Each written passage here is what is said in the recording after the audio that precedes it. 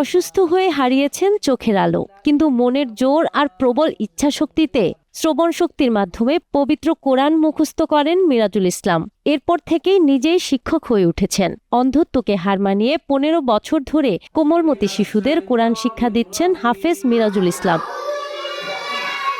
পিরোজপুরের মঠবাড়িয়া উপজেলার দাউদখালী ইউনিয়নের দেবত্র গ্রামে তার এই ব্যতিক্রমী পথ চলা।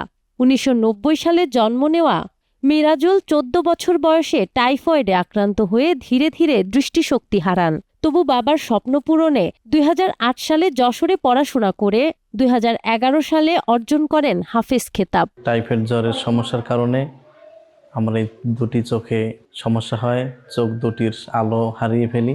এরপরে আমি আমার মা বাবার ইচ্ছায়, আমার মা বাবার আগ্রহে হেফজখানায় ভর্তি হই। প্রথম গ্রামে ভর্তি হই, গ্রামে কিছুদিন পড়ার পরে যশোর দারুস সালাম মাদ্রাসার কমপ্লেক্সে ভর্তি হই। সেটা ধারাবাহিকভাবে কোরআন শিক্ষা খেদমতরত অবস্থায় আছি। তা আল্লাহ তাআলা কোরআনের উসিলা আল্লাহ তাআলা আমাকে অনেক ভালো রেখেছেন।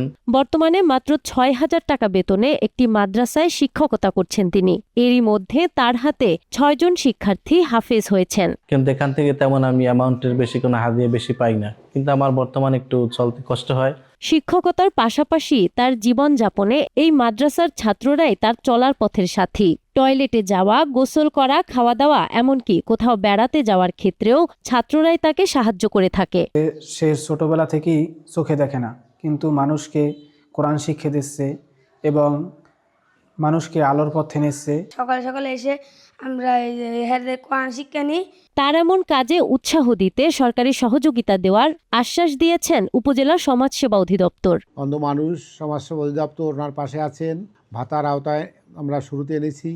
উপজেলা নির্বাহী অফিসার জনাব আব্দুল কাইম স্যার ওনাকে উপজেলা পরিষদের পক্ষ থেকে অনুদান দিয়েছেন। ইচ্ছা শক্তি থাকলে অন্ধত্ব বাধা নয়। হাফেজ মিরাজুল ইসলামই তার জীবন্ত উদাহরণ। নাহার বৃষ্টি, টাইমস টুডে।